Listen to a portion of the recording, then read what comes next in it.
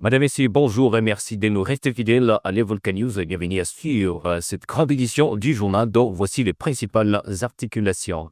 Un an après le violent combat de janvier 2025, Goma reste sous le contrôle de l'FC 23 avec l'appui du Rwanda. Contrairement aux prévisions, le mouvement politico-militaire s'est durablement installé. Une administration parallèle fonctionne, la pression sécuritaire demeure forte et les populations ont dû s'adapter à une occupation devenue quotidienne. Si le commerce a repris par l'endroit, les traces de la guerre restent visibles tant dans la ville que dans les esprits. Malgré la multiplication des initiatives diplomatiques régionales et internationales, aucune avancée majeure n'est constatée sur le terrain où les rapports des forces militaires restent inchangés. Et puis dans un autre chapitre, le gouvernement congolais engage une réforme du code de procédure militaire pour permettre le jugement des généraux des hauts rangs, dont l'ancien chef d'état-major Christian Chiwewe, une initiative présentée comme un pas décisif contre l'impunité au sommet de l'armée. Dans le même temps, à Uvira, Kinshasa rejette les accusations de Human Rights Watch sur les risques encourus par le civil. Les autorités dénoncent une lecture partielle et imputent l'insécurité aux groupes armés soutenus de l'extérieur. Entre exigences de justice, impératifs sécuritaires et respect des droits humains, le gouvernement tente d'imposer sa ligne face aux critiques nationales et internationales. Mesdames et messieurs, ce deux titres et tant d'autres seront développés sous peu. Bienvenue à suivre les détails. Vous le savez déjà, il y a un an, la bataille des Goma bascule majeure dans le conflit à l'est de la République démocratique du Congo. Il y a un an, Goma tombé. La capitale provinciale du Nord Kivu, principale ville de l'Est de la RDC, passée sous le contrôle du groupe politico-militaire AFC M23. Une bataille d'une intensité inédite sans commune mesure avant la prise de la ville en 2012 qui a marqué un tournant durable dans les conflits à l'Est du pays. Un an plus tard, alors que le mouvement administre toujours la ville, retour sur les séquences politiques, diplomatiques et militaires qui ont conduit à la bataille du Goma. On regarde. 25 janvier 2025. Tôt le matin, les combattants de la FCM23 et leur soutien rwandais avancent vers les faubourgs de Goma, soumis à des lourds bombardements. Et leur avancée est d'abord repoussée par les forces de la RDC. La bataille dure 5 jours. Jusqu'au 30 janvier, des éléments des FARDC et des Wazalendo, les milices alliées de l'armée congolaise, poursuivent les combats au nord de Goma, notamment dans le groupement de Monigi. Casques bleus, forces de la SADC, soldats burundais et même des mercenaires étrangers, personne ne parvient à arrêter l'avancée de la FCM23 qui est appuyée par l'armée rwandaise. Ça, c'était il y a un an. Quelle est la situation aujourd'hui ? Eh bien, un an plus tard, Goma est toujours sous le contrôle de la FCM23. Le mouvement consolide aussi son emprise dans d'autres entités du Nord Kivu et du Sud Kivu. Cette situation peut-elle changer ? Et au fond, qu'est-ce qui peut pousser la FCM23 à se retirer de Goma ? La question mérite d'être posée parce qu'il y a un précédent. C'était fin 2012. Après plusieurs jours de combat, le M23, appuyé par les forces rwandaises, avait déjà pris le contrôle de Goma. Et une médiation des pays des Grands Lacs s'était engagée et les dirigeants du mouvement avaient accepté de se retirer en échange de l'ouverture des négociations avec Kinshasa. Et d'autres diront même que le mouvement a été défait. Et le 1er décembre 2012, les rebelles avaient quitté Goma et regagné leur position dans le territoire de Rutshuru. Et puis nous l'avons dit dès l'ouverture de ce journal, les communiqués intitulés DRC Similar in South Africa at Serious Risk, publiés le 20 janvier dernier par Human Rights Watch relatif à la situation sécuritaire dans la ville d'Uvira, dans la province de Sud Kivu, à la suite du retrait de la FCM en 93, n'a pas laissé indifférent le gouvernement de la République démocratique du Congo. Le gouvernement estime indispensable de remplacer cette situation dans son contexte factuel, sécuritaire et juridique global afin d'éviter toute lecture partielle ou tronquée susceptible d'induire une confusion quant aux faits et aux responsabilités. Dans une mise au point, le gouvernement relève que l'analyse proposée par Human Rights Watch met principalement l'accent sur les risques apparus après les retraits des forces du M23, sans toujours les inscrire dans la continuité objective d'une occupation armée illégale marquée par de graves exactions contre les populations civiles et par une stratégie délibérée de déstabilisation mise en œuvre avant, pendant et au moment du même retrait du M23. Les détails afférents dans cet élément. Dans ce contexte, le gouvernement rappelle que la responsabilité première de la mise en danger des populations civiles en Kombala Elsa en 23, notamment du fait de l'occupation armée illégale de la ville d'Ouvira, de l'instrumentalisation délibérée de la peur au sein des populations civiles, des transferts forcés et des déplacements contraints imposés à certains membres de la communauté Banyamulenge et du désordre volontairement laissé au moment du retrait dans une logique persistante de déstabilisation. Pour le gouvernement de la République démocratique du Congo, toute tentative d'inversion, de relativisation ou de dilution de ces responsabilités est contraire aux faits établis et ne saurait fonder une appréciation équilibrée de la situation. Dans les mêmes documents, le gouvernement s'est dit disposé à coopérer avec les mécanismes internationaux compétents à condition que les analyses et recommandations reposent sur une lettre rigoureuse du droit international et n'aboutissent ni à une dilution des responsabilités ni à une inversion des faits. Au sujet de la restauration de l'autorité de l'État et la protection ciblée des populations, le gouvernement rappelle que le redéploiement rapide des forces armées de la République démocratique du Congo, de la police nationale congolaise et des services de sécurité a permis de rétablir progressivement l'autorité de l'État, de protéger les populations civiles et leurs biens, de contenir les risques et de préserver l'ordre public. Et puis parlons justice dans cette édition du journal. Christian Chiwewe est désormais justiciable. Le gouvernement congolais ajuste sa législation pour rendre possible le jugement des hauts officiers des forces armées de la République démocratique du Congo, en particulier les généraux des 3 et 4 étoiles actuellement inculpés dans plusieurs dossiers sensibles.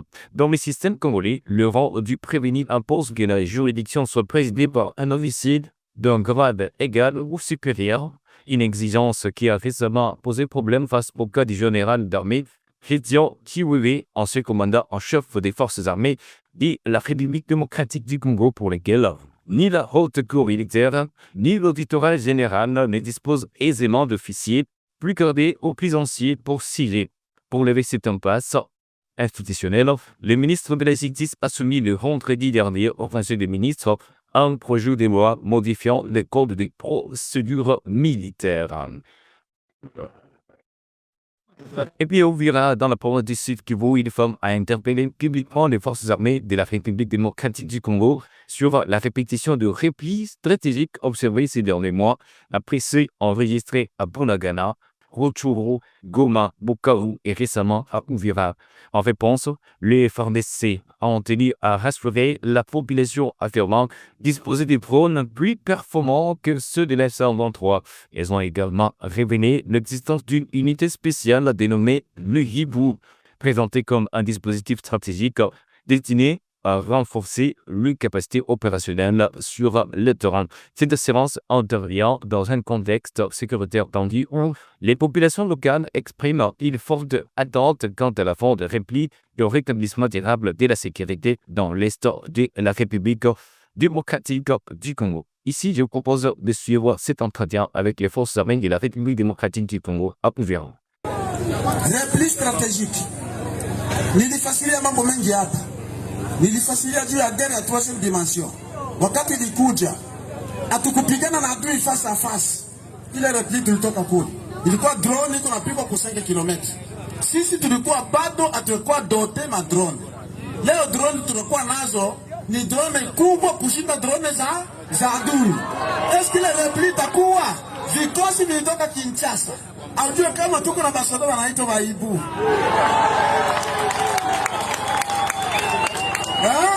Na wengine tumefanya na wao kazi nzuri na tumeendelea kufanya kazi nzuri. Usiogope, repli strategique haiko. Soda anaweza kufa 15 na banafanya avance. Bana avance mbele. Ile ndio soda. Nazana ndio vile bama. Wende ubakie, hakuna problème, hakuna repli strategique tena. Sisi ni avancer.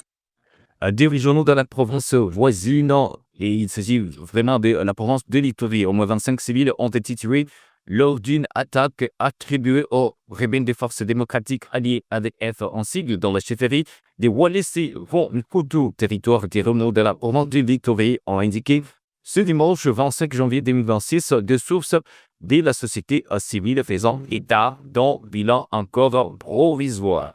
L'attaque s'est produite à l'aube d'ici dimanche vers 4 heures du matin dans la localité d'Apakulu à l'ouest du groupement Banda Vilimba.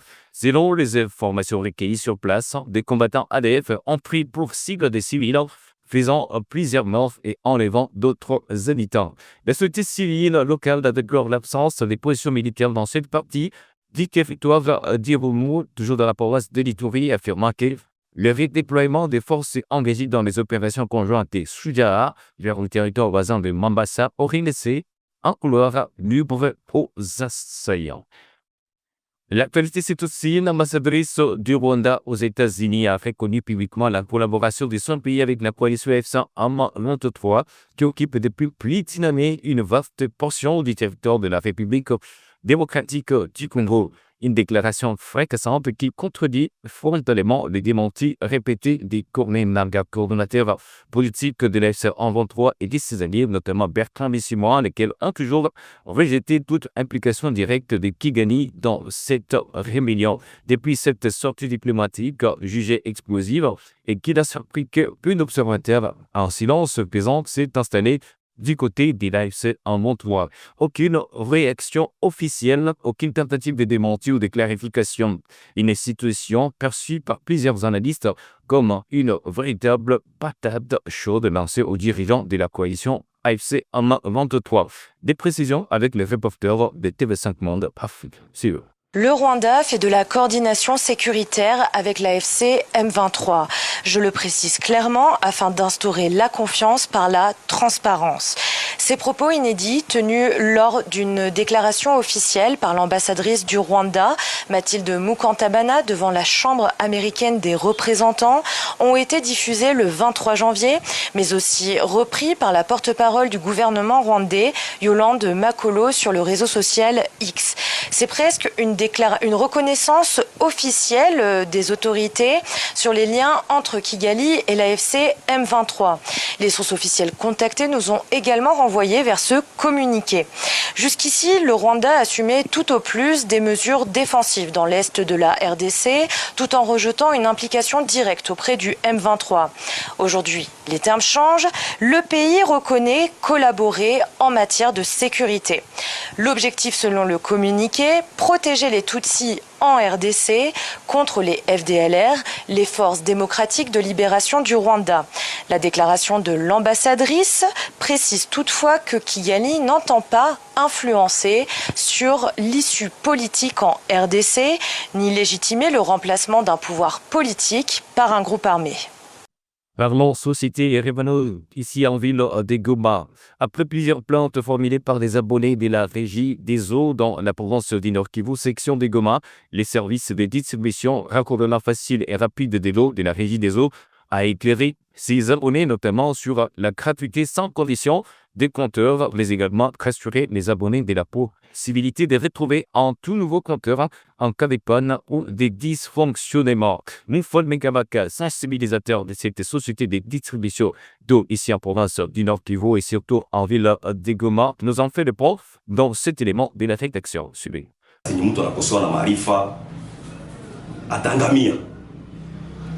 Aiko ya mara kwanza niko na sensibiliser population yote en général, particulièrement kuba abonné yetu ya Régie des Eaux, kubonesha kama compteur ya Régie des Eaux inakuwa gratuit.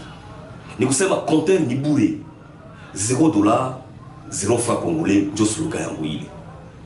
Sasa inaweza wezekana wewe abonné bali kuzisha compteur parce que ulikuwa uko ignorance. Maintenant sur ce, au nom de la coordination provinciale de la Régie des Eaux dans la ville de Goma, mina sema hivi, kama kuko agent wa Régie des Eaux mwenye aisha kuzishia compteur uko parmi les plaignants, ba benye balouza compteur pour Régie des Eaux au moment où compteur iko gratuit. Au nom de la coordination provinciale de la régie des eaux. Mufalme Kabaka, votre sensibilisateur, anakwambia wende ou réclamer Francazan. Et pour terminer, le contrôle routier permet de conduire le contrôle technique de l'assurance et de la vignette ainsi que du respect des acquis et tarifaires des taxis et taxibus indemnités. Ce lundi 26 janvier 2026 à Kinshasa, capitale de la République démocratique du Congo. L'annonce a été faite par le gouverneur de la ville province de Kinshasa, Daniel Bumba Noubaki, dans une courte vidéo diffusée depuis le lundi 19 janvier dernier et largement relayée sur les réseaux sociaux. Dans la même communication, l'autorité urbaine a précisé que 3000 agents issus notamment de la police nationale congolaise, de la division urbaine des transports, de la brigade spéciale de protection de l'environnement ainsi que de la régie du fourrière et des contrôles seront déployés sur 60 carrefours stratégiques de la capitale ainsi que sur d'autres accès routiers, ce qui n'a pas permis la facilitation des transports pour les usagers de bientôt, mais également des conducteurs taxi, moto et lisseurs. On regarde ces images. Un déploiement de 3000 agents composé de la police nationale congolaise, agents de la division urbaine de transport, brigade spéciale de protection de l'environnement à la ville de Kinshasa, mais également la régie de fourrière à la ville de Kinshasa. On va se déployer dans 60 carrefours à la ville de Kinshasa pour nous observer normes. Parce que, koto salanzela ezali norme. Kotambola malamu nanzela ezali norme. Et on dit qu'on permet de biso tu ba kotambola sans dysfonctionnement. Donc, na bengi lisusu na civisme na bino. Mutu nyonso ba ko se comporter bien, boza ba document na bino nyonso oyo za abord mutuka. Ça oso totosi lobi ko legalelo Kinshasa et Obonga.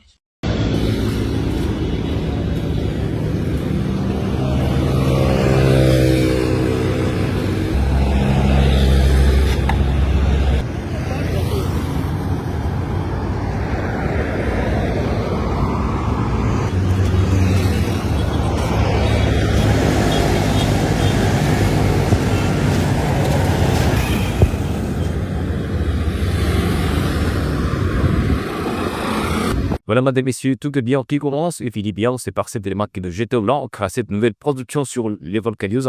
On se fixe rendez-vous dans une nouvelle production. À la prochaine. Au revoir.